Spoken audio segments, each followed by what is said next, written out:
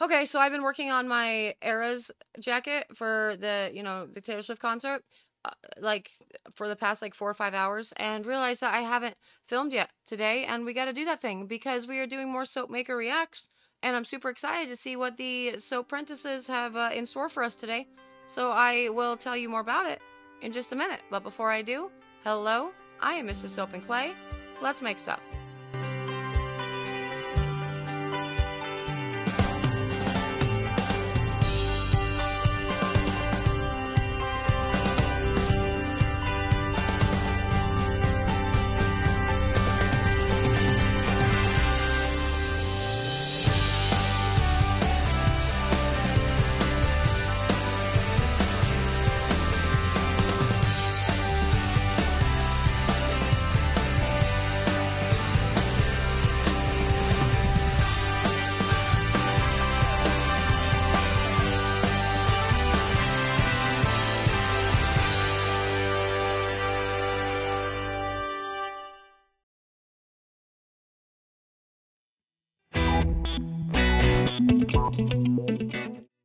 How's it going, Sudsers? Welcome back to the channel. You are at Soap and Clay, where we make all the soapy things, and you are here for week 27 of year 3 and another Soapmaker Reacts video, wherein the soap apprentices hijack my channel and change my content and have me react to stuff on the fly without me knowing what it is that they're going to put in front of me.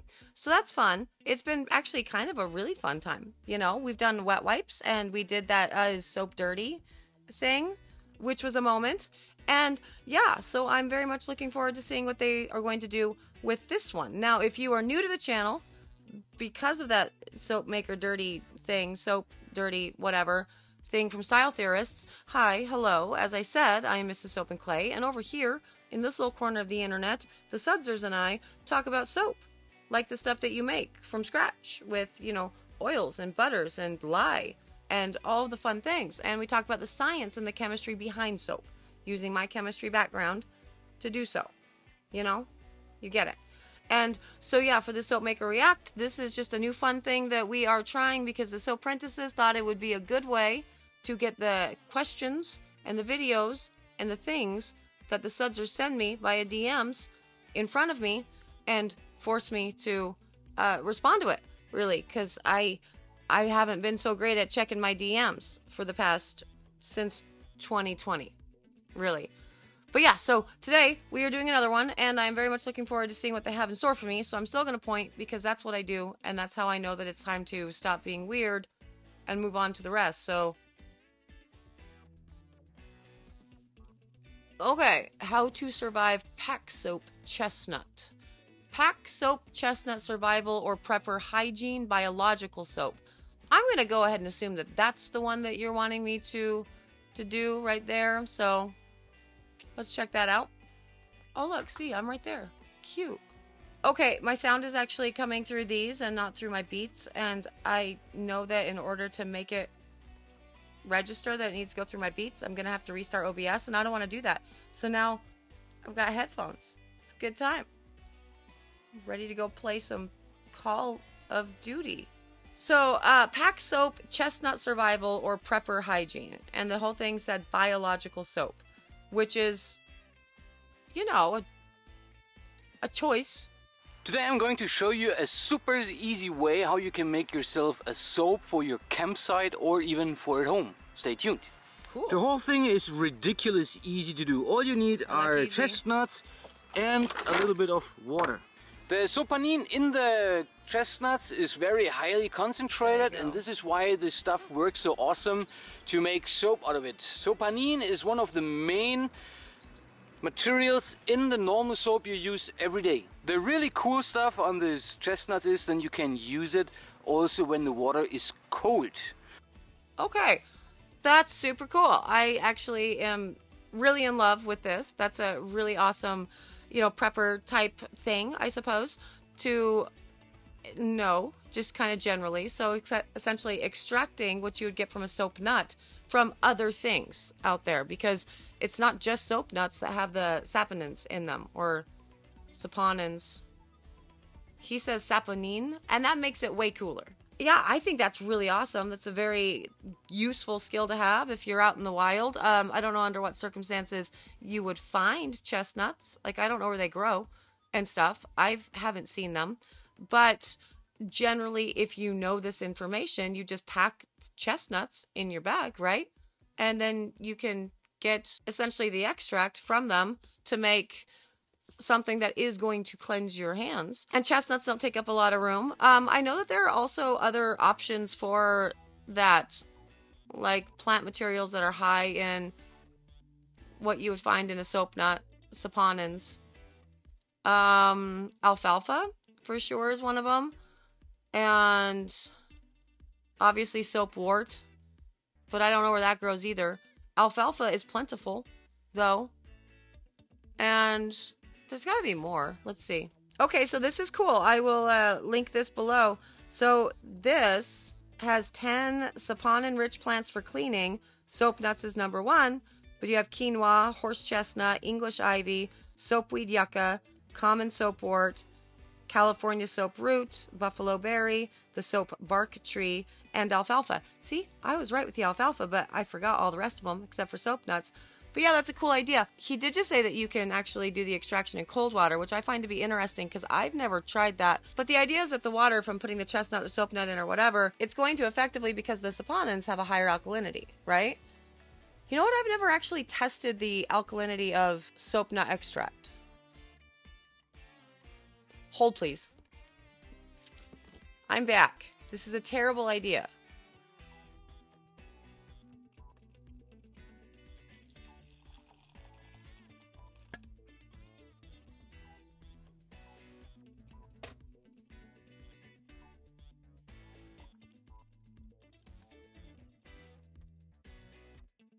Yes, I'm weird. So we will go ahead and we will just let those sit for a little bit and we will continue on with his video. I like where he's going with this and I think 10 out of 10. It's a great idea. Which makes it quite easy, of course, then for us to use it outdoors. Of course, when you wash your hands or your face, you may prefer warm water, but in general, there would be no problem.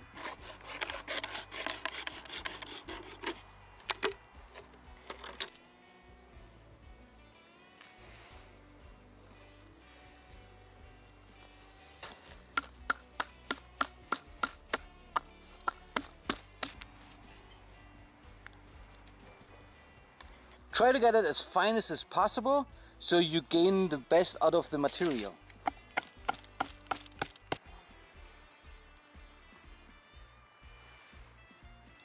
Wait, so he was just using the actual nuts themselves? Not the shells?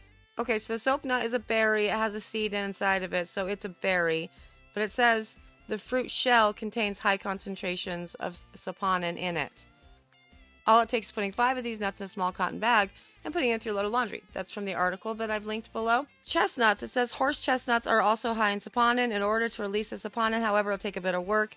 First, you'll want to go foraging for your chestnuts. At least 4 cups is a good starting place in order to have some nuts left over. Break them into chunks by hitting them with a hammer. Transfer them to your food processor to make the pieces even smaller.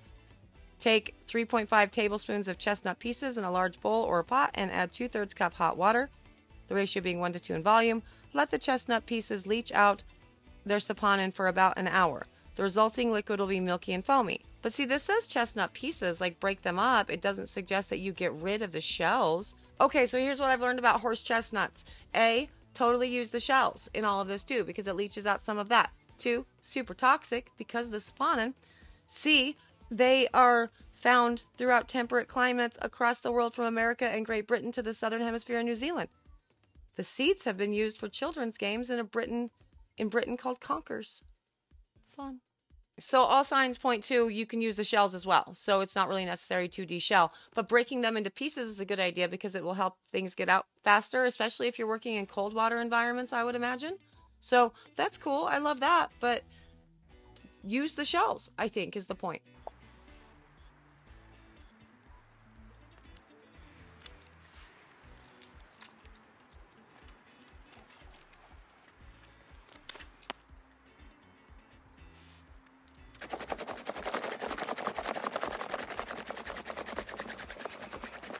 As you see, this little stuff here, it's quite awesome now to wash your hands with it, or even the face. So let's see how it works when you wash your clothes with it. Can we just take a moment to like congratulate my mans for making a fork out of a stick, or a whisk out of a stick? That's amazing. I'm not mad about it. That's really impressive. Man, people that go out and do like the camping thing, the wilderness people, they're very resourceful. I could never. 10 out of 10, but let's see how they clean the clothes as well. Something goes a little bit messy, because this is just pure bio, right? So no problem at all. It's pure what? Looks pretty clean to me. What do you think about this idea of washing your hands in your clothes, or do you have maybe another idea how you could do this? Please let me know down in the comments. The smell is absolutely neutral. I don't smell anything at all, which is a good thing, I would say. And the awesome thing is you also can use the soap also at home in your wash machine. You just put it in and wash your stuff as usual, and doing a good thing to Mother Nature. I hope you enjoyed the video, and I hope to see you next time if you subscribe. Till then, take care. Bye. 10 out of 10, sir. Well done. I'll give you a little subscribey. I like it. Make sure I click the right button. I can barely see it.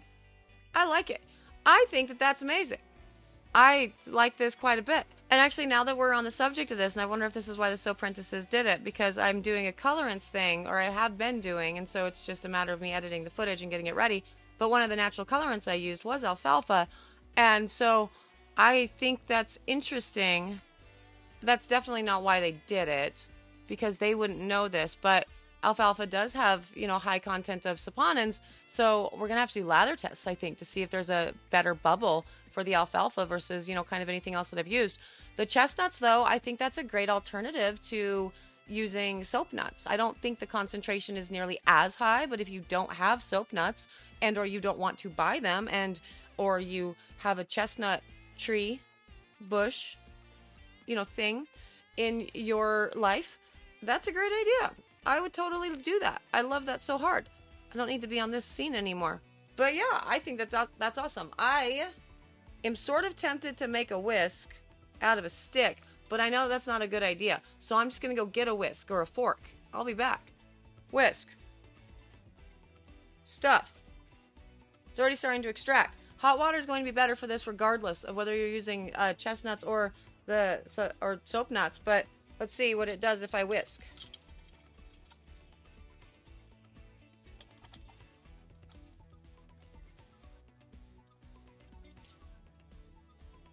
I just spilled all over the place, and all of our tech is in this room. So I love that for me. But look, bubbles. So yeah, I think generally just using this as using chestnuts as a substitute for soap nuts, so i.e. putting it in your water solution for your lye solution, I think that's an amazing idea. And something that I had never actually done was, whisk it up to see if it created bubbles. It clearly does, so that's epic. And also what I've never done is test the pH of it to see how alkaline it is, you know what I mean? So that's what we're going to do here.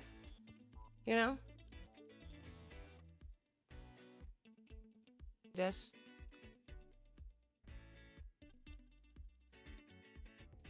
Yeah, so realistically, the pH is between 7 and 8, so that's good to know. That's a fun time. Will it get you clean? Not really, but in a pinch, it's totally going to work. And for the lather boosting performances of the, soap nuts or the chestnuts, I guess, to that, it would be a great idea. I highly recommend trying that in your soaps, like using chestnuts in place of, soap nuts or alfalfa or the other things that we saw, yucca. That sounds fun. And seeing if it's a good lather booster for something that would maybe be a really moisturizing bar, like maybe an olive oil bar, or you know what I mean? And letting me know how it works. I'm definitely interested in trying the alfalfa one that I've already made.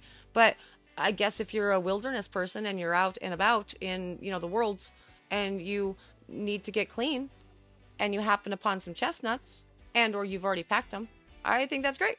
I think that's a really good survival tip, and I went ahead and subscribed to him, so you should go and subscribe to him too. How to survive. He sounds fun. he made a whisk out of a stick. I cannot stress to you how impressive that is for me.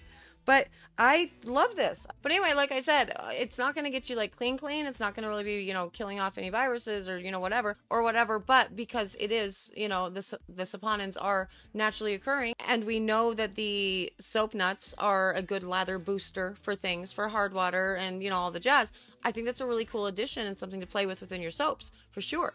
And yet another testament to you can go to nature to find really fun things to, make your soap out of to increase the performance. And you don't have to go to your synthetic surfactants. So I love that. I'm holding this very awkwardly like I'm about to drink it. And it is toxic. So I don't want to drink it. That is a terrible idea. So we're not going to do this. But I'm going to put it down and save me from myself and also save my tech from myself before Mr. Soap and Clay gets home and finds out that I'm doing this in the office. So I got to zoom. But thank you so much for sending that, So Apprentices. That was really amazing. I found that to be very cool and informative. And again, kind of an example of how fun, the world is, and plants and stuff and weird stuff that we can put in our soap.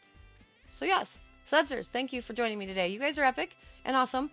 And I am going to scoot for all the reasons I just mentioned, plus the thing I mentioned at the very beginning. I have to finish my Eras jacket. So I hope you had fun today.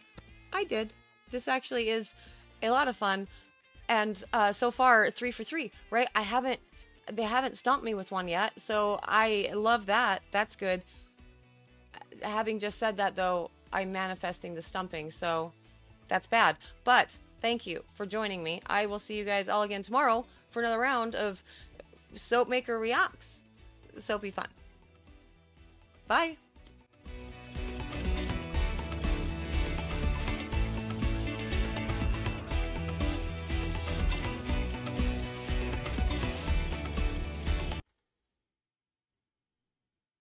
I don't have lights on.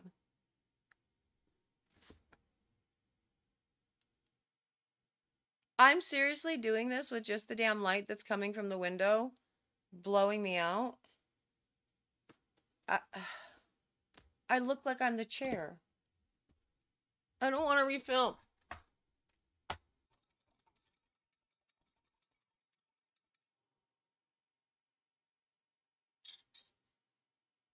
That looks like beer.